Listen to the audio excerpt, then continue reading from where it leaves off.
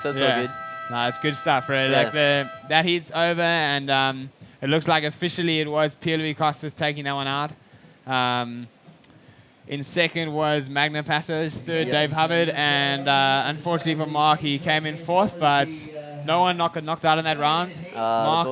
Mark and Dave will face off in round 5, which is up next. So is that how we work? Do we third and fourth just follow each other through? Yeah, exactly. Yeah, okay, they just follow each other straight through. Right on. Well, Pierre on the back of that flip roll, that really helped him out. He was in third place before that, moved him straight to fourth, and he's not going to be surfing until halfway through tomorrow. Exactly. Now, so. He's seen himself all the way up. He's got the dream run now. He's in the quarterfinals, looking at a minimum 5th place. But right now, we've got probably one of the most solid heats of the event. Wow. Ben Play and Dave Winchester. I mean, these guys are 2 legends of Australian and international bodyboarding, and there's a world title on the line. Actually, pretty much both of them are in contention for the world title right now. I think Ben's trying to go under the radar a bit, but everyone knows he's in third position. Right? All he needs is if he can pull off a win here, he's more than likely that he's in the race. So Dave knows that, and I know a lot of focus has been on Dave since, particularly since Brazil. Yeah. And the other guys are. They enjoy that. They don't want the spotlight. They don't want people saying world title about them all the time. I know that's what Jeff had last year from day dot. From Pipe, everyone was telling him how great he was going, and then Pierre just came out of nowhere. So exactly, guys don't need that kind of pressure, if you know what I mean. No. I mean, it's hard not to have it though. I mean, like especially in Dave's case, I don't think I can remember, as long as I've been following bodyboarding, someone winning 2 major events back to back. No, that's a good point. Yeah. It's been a long time, and he won pretty much the 2. I mean, Chile is one of the longest standing, most important events on tour, and then backed it up straight up with a win at the new event in Brazil in pumping waves. Totally different too. Beach break, a reef break, it's so different to surf even a beach like this, but to surf a beach break is just a totally different game. You don't know where you're going to be sitting, you don't know how things are going to go left or right. But as opposed to Chile, you could pretty much kind of see what you're going to do before you paddle out. And like you said, that's pretty incredible that Dave actually pulled that off, and I'm sure he wants to go one step further and pull off a 3rd win. He's an animal. I would really like to see him lift the trophy this year. Yeah, and he has been around for a while, and I don't think it was always his ambition to take the world. As opposed, you've seen other people, they're really driven and stuff like that. But earlier in his career, I think he was happy just getting good results here and now. And, being at the top level, but not putting himself under too much pressure. And now he's just found himself. He keeps winning events. He's going to have plenty of pressure on himself. Exactly. But, he's always kind of had the image of being the happy-go-lucky kind of free surfing, free-spirited kind of guy. And it's only in the last kind of 4 years that he's really stepped it up in the competition front. Yeah. And now he sees himself in a commanding lead on the world tour. So 2 wins and 2/3. It's probably been a long time coming, but like you said, I don't think it has always been his goal. Nah, definitely not. And he's looking real good, and he looks kind of calm there, like you said. He's always kind of mellow and happy-go-lucky, but I've heard people say before he's like a duck in water. Those feet underneath are just going 100 miles an hour. Yeah, on the surface, you can't see it. Yeah, I'm good. Yep. Yeah, he is like that. And on the other hand, you got Ben Player, who's pretty much one of the most, ferocious competitors Passionate, out there. ferocious, all those kind of adjectives. If the commentator's not reading the score for some obscene reason, it's everyone on the beach and in the water might know about it. Someone needs to keep them on their toes, and Ben's always done a good job of that. He speaks for the riders, and sometimes if things aren't going our way, or it tends as though we're getting looked aside, Ben's the first one to kind of bring it up and really things change, which is great. We need guys like that. And he's a great advocate for the riders and for the sport. He's put a lot into the sport. I mean, with movement and Grand Flavor and all that. Yeah, great. Anyway, I think we've got an ad coming on, so me and Jez will be back soon. Sweet.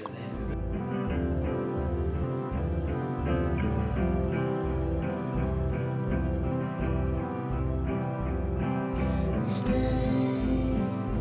with me for always. So first priority red.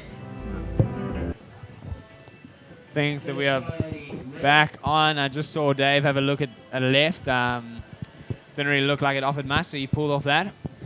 All right, Jerry. In the break, I've just seen there's someone David from, I'm guessing he might be from South Africa. I'm not quite sure, but he's asked, how was Skeleton Bay? You surfed that amazing long right in Africa somewhere. Sorry, left. Yeah, it's a left, yeah. Yep. It's a left. I wish it was right. No, Yeah. it's a left, but I don't really know how much I can say on air while there's how many people listening, but it's... From a 1 to 10 scale, like as opposed to surf spots, what are you rating it? Yeah, I can't really. I think it kind of breaks the scale, eh? Yeah, right. It's pretty... I don't really imagine a much better wave, and it's just... I don't know, man. It's just ridiculous, bro. Like, you get all emotional. It seems that good. Oh, man. I still at a loss for words. I surfed like a month ago, and I still haven't quite figured out how to describe it. Oh, my God. So it's pretty mental. Like, it's to the point where I've developed like a infatuation with it. Really? I have to go back there. Well, it almost wreck other surf spots for you, right? Because, like, you go somewhere to get a 5-second barrel, why not just go get a 3-minute barrel somewhere else? Like, the next week, I surfed that wave, and the next week I went to this, like, renowned river mouth in South Africa where people reckon it's, like, the super bank. Yep. And I was like, this is the worst wave ever. Like, it doesn't compare whatsoever. Oh, and man. it's just, like, I don't know, man. But, like... to answer Dave's question about the longest barrel, it's probably Sasha Specker on Drop Me. Really? So, yes, I mean... he's on his forehand, right? Yeah. It was crazy. When you have another look at that, but pulling out. But, I mean, it was a huge set. And when I saw him taking off, I thought, what is he doing? Why is he getting up Drop Me? Like, is he stupid? It's like a heavy section. He comes down, and he threaded about 3 or 4, like, 5 foot... 10, 15-second sections on Drop Knee, each time exiting cleanly, and I mean, it was just like ridiculous to watch. So we could lay claim to the longest drop knee barrel ever ridden. Yeah, well, I'm claiming the best wave ever ridden on Drop Knee. Right on. Okay, ever. We're going to have to cut to Natasha down in the interview booth. We'll get more stories from Skeleton Bay real soon. Hello guys, and I'm loving being here because, you know, this is my corner, the winner's corner, and PLC just did it again, once more. You told us you were a little bit sick and weak, and now you beat everybody in every heat. What's going on? I think I've been really lucky actually with the wave selection. It's very, very hard to find good waves, and I was happy because I think physically I'm not in, and I have to be very careful with my wave selection. I only caught 2 waves in that heat, and that was enough. So I have to play it more smart this competition. And the conditions are still pretty rough, it's still pretty difficult, like the currents, the waves are not exactly how you wish they would be, but you're still having fun, you still have been super supported by all the people you love that is in the beach. Are you excited? Yeah. I mean, thinking right now I'm in the quarterfinal, and it's a good result. It's been a while since I'm in the quarterfinal in this competition, and it's only 3 weeks away to a win, so I'm going to try my best tomorrow, and yeah, I'm excited for sure. And a big hello, big thanks, big kisses for everybody before you go? Yeah, well, like I said before, I have everyone here on the beach, so I'm going to kiss them right now, and yeah, hello to all my friends and my family who is watching in live. So. And a small message for all the Grums that are your fans, that are following you step by step? Yeah, to all the Grum watching me and supporting me and watching all this competition. Just want to say, yeah, one day will be your turn to compete here, and it's a great experience. Well, keep collecting experiences and keep doing incredible job, and congratulations. And let's go back to you guys and enjoy the ride. Spot on. Here we are, me and Jerry. Yeah. Good times, right? Well, I think they're going to replay a couple of the waves we missed during that interview, just of Ben and Dave. I'm hearing a couple of points drop now, so it seems like there's plenty going on. There we go. We've got Ben up and riding on a nice looking right. Just, getting a bit caught up in the lip there, but riding through that one. And saw a nice opening one for Ben. That got him a 4.25, so he's currently in the lead. Right on. That's just manhandling his way through that one. Yeah. You know, it's like we said, the conditions aren't ideal. And the lips tend to be crushing sometimes, so you got to make the best of what you got, and that's exactly what Ben did. Yeah, so it looks like Wingy's got off to a bit of a weird start with like a string of 4 waves all scoring under 2 points. So like it seems like he's getting like busy. really scrapping for something. Yeah, I think he usually adopts, especially in these conditions, which is great. Just catch as many things as you can. You know, sometimes you take off on something and they turn into gold. Exactly. It was kind of like Like I saw in some previous heats, the guys would take them on waves, and it looks like the worst wave ever, and it would just somehow arrive on the sandbank at the perfect moment, and they get a good move off it. So well, I've seen Alex Urunga actually in one of the first heats of round 4, done the exact same thing, and he was on the ropes. He just took off on a blatant like little lump, and just tended to just ramped up the inside and got a good little flip out of it. So I guess that's what Dave's doing, but at the moment he's sitting on a pair of Unos, which isn't that great. Yeah, he only needs a 2.88 to be first, but I mean, Ben's just sitting on a 4.25, and he still needs a second ride. So So what is still pretty much wide open? Yeah, Ben's been posting some pretty sweet scores, even from round 1. Yeah. He done a nice little air reverse out of the bowl, got himself a 9.7, which is I think still the highest posting wave of the event so far. So he's looking hungry. I haven't seen Ben surf like so hungry in these kind of conditions for a while, so it's awesome to see. Yeah, he's pretty focused. Like I've been chatting to him, and he's been saying things like, I think like he really, I know everyone on the tour wants to win a world title, but there's only a few guys who it's really their focus. And I think he's actually like that's actually what he's here to do at the moment. And I mean, because he's been saying things like if he gets another good result, if he gets higher than 30, he's going to go to the rest of the events and try and win. Here we go. So, I mean, he's really focused. You got Winnie taking off on a pretty good-looking little wave. Yeah, little scroller there. Yeah, it's funny you say that, hey, because everyone asks you, are you going to win the world title? And you're like, of course, yeah, but it really is a mindset thing. You go to bed at night thinking about world title. You go to the pub on a Friday afternoon, you're thinking about a world title. It's like it's 24/7. Yeah. And like you said, Ben's probably thinking that way now. And probably thinking that right on this wave. Yep. But it's just maybe the thought deterred him there. But and it's exhausting. I've tried to think of it. Like, perfect example is Jeff last year. The exhausting is just thinking about that for the whole year, and that moment when it actually happens. I'm sure it's just unbelievable. That's almost a mixture of relief and everything else is. I couldn't even imagine it, which is. It's great. This is the kind of competition that we want in the world tour. World tour, and man, it must be like It must be such a great feeling. Like all the titles I've witnessed, I've only seen 2 happen in front of me. But I mean, Amari and Pierre, it's like just seems like the sickest feeling ever. Oh my god! The raddest culmination of your work, to that point. That's it. Yeah, and you've always got that. You got that for the rest of the time, Exactly. And if you can hang the fins up the next day and say, I'm the world champion, and I'm always going to be a world champion. It's just amazing, and that's the kind of level of competition that we want. Yeah, they say world titles never die. So I mean, I guess that's pretty fair to say. Perfect. We've still got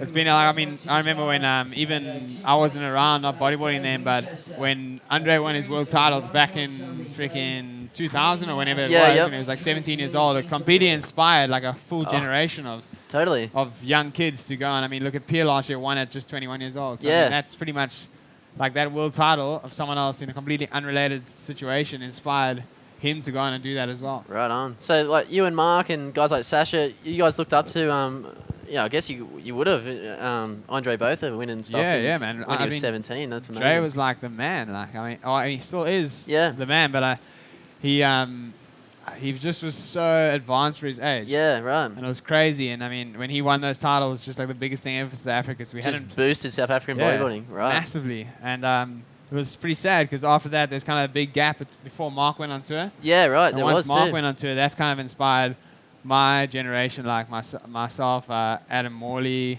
Aiden Cleavey was here last year, played second in DK, and that Mark's success in the World Tour kind of steamrolled onto us.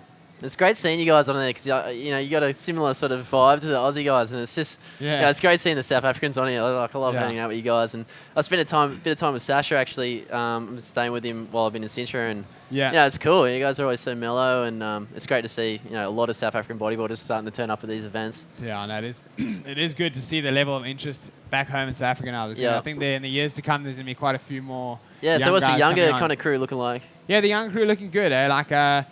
There's a lot less of them in comparison to Australia. Of course, Australia's got such a depth of talent. Yeah, yep. Same with Europe and stuff. But the guys that are ripping in South Africa are really surfing on a great level, and they're just lacking the financial support to get on tour. But once one of them figures that out, I think they definitely could be a formidable threat in the future.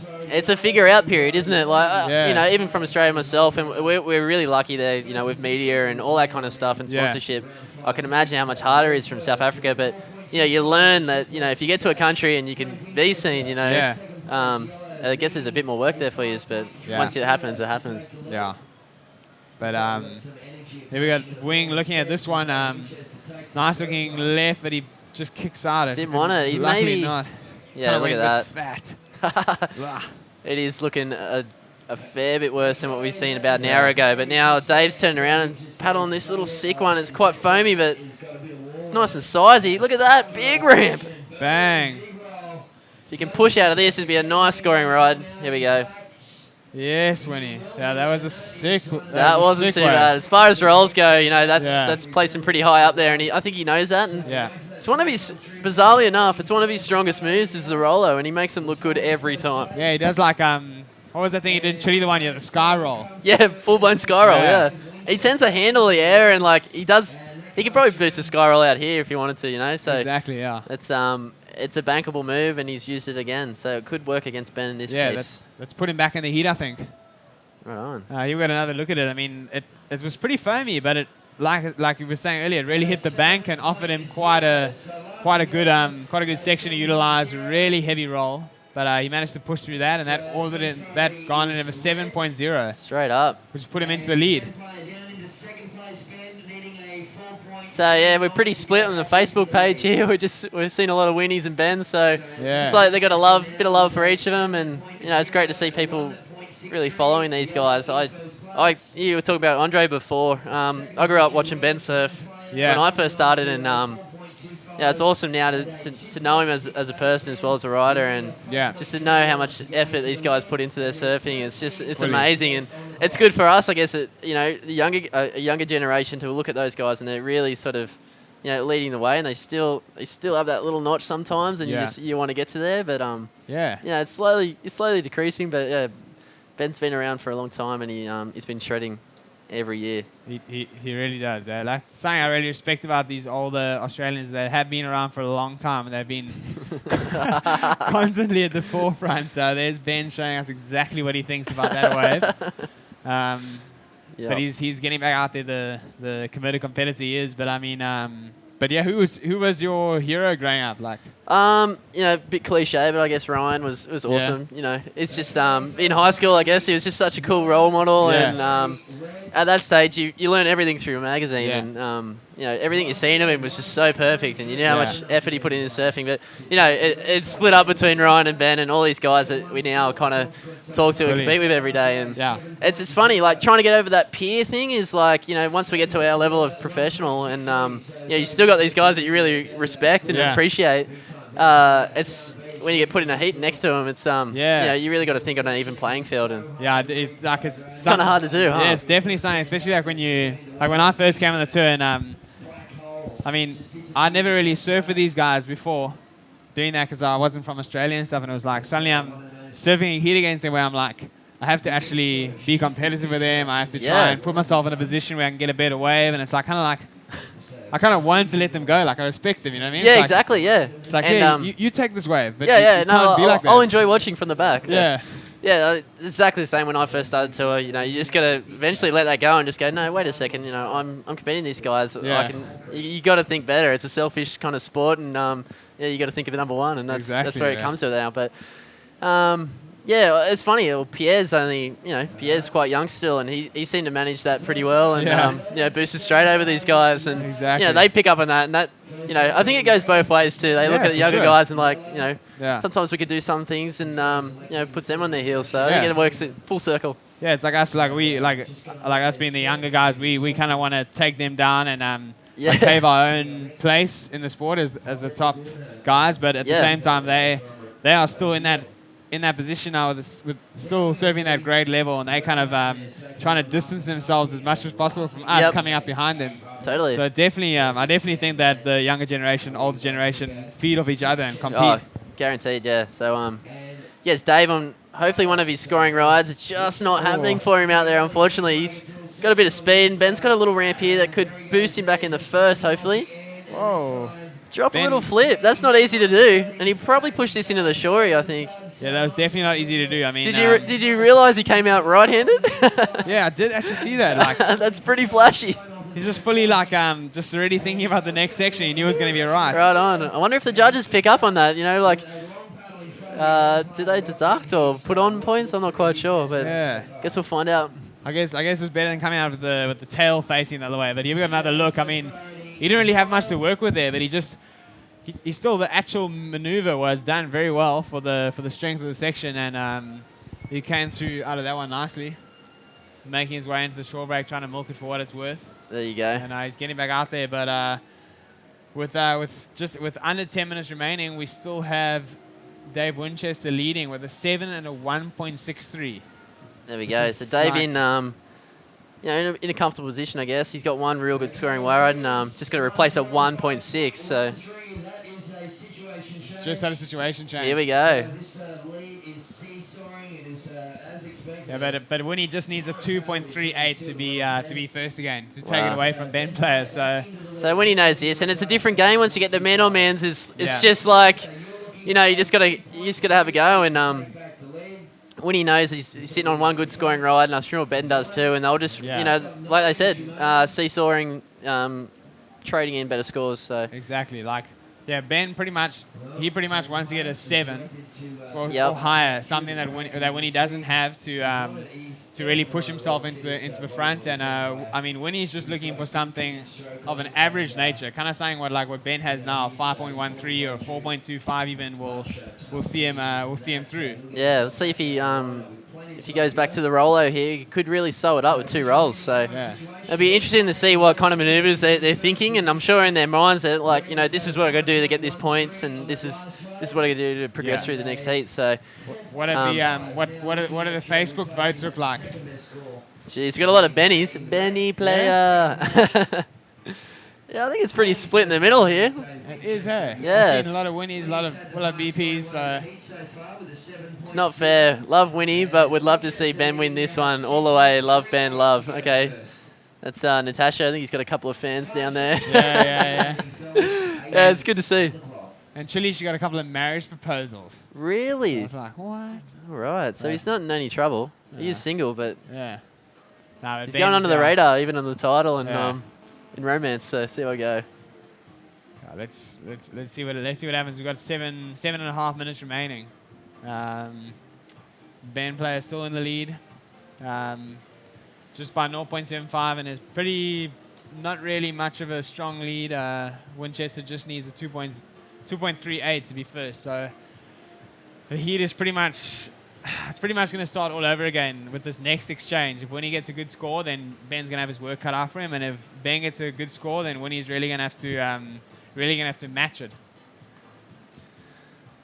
Right on. It's funny we see these guys in round 5. They're always so consistent through their heats. I've seen Winnie actually got 4th in his last heat, round 4. So that's unfamiliar territory for Winnie. Yeah. I don't see him get too many 4th places in the heats, but it just so happens that rank number 1 and rank number 3 end up. Actually, they're 1 and 2 for this event because Mitch didn't make it. So 1 and 2 in this round 5 heat. So it is a shame that they're going to have to get eliminated, one of them. So it's pretty interesting that not too many Australians made the trip over. It was just pretty much yourself, Dave, Ben, and Lester. Yeah, it's pretty much. And Sam and Chase. Oh yeah, Sam and Chase. Yeah, but there were quite a few left home, and I don't know. I don't know if the viewers know too much about how we actually accumulate the scores, but it's a best 5 from 8. Yeah. So you have the luxury from a standpoint where you don't really have to be at every single event, and you can pick your best ones. And obviously, some of the guys thought, I'm not going to do that well in Sintra just because I'm not great at riding these waves, and I might have just stayed home for that reason, or whatnot. Yeah. Yes, Benny P, mate. He's in a first place position. He's going to solidify.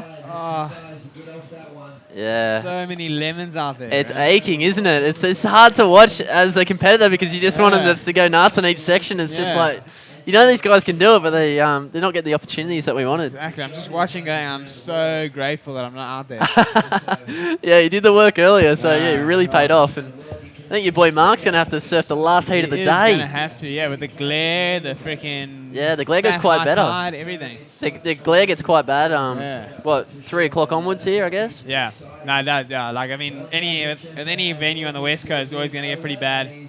Yeah, right. Dave, with a nice Just hit roll the on the rollo. outside. You might get another opportunity here, just going into the inside. 2 rolls could do it, you know.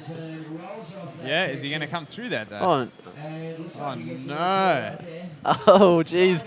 It's upsetting, but that could come down, you know. It's 5 minutes to go. Maybe he thought, you know, that's not going to get me the 5-point I need. But that's going to get him the 2.38. He needs to be first. Oh, he only needs so- 2.38. Jeez, I thought he needed a 5 range. Yeah, so it's actually gonna push Ben back into second, and I'll be interested to see what Ben would need. Do you think he's gonna need something in the 6-point range to Yeah, right.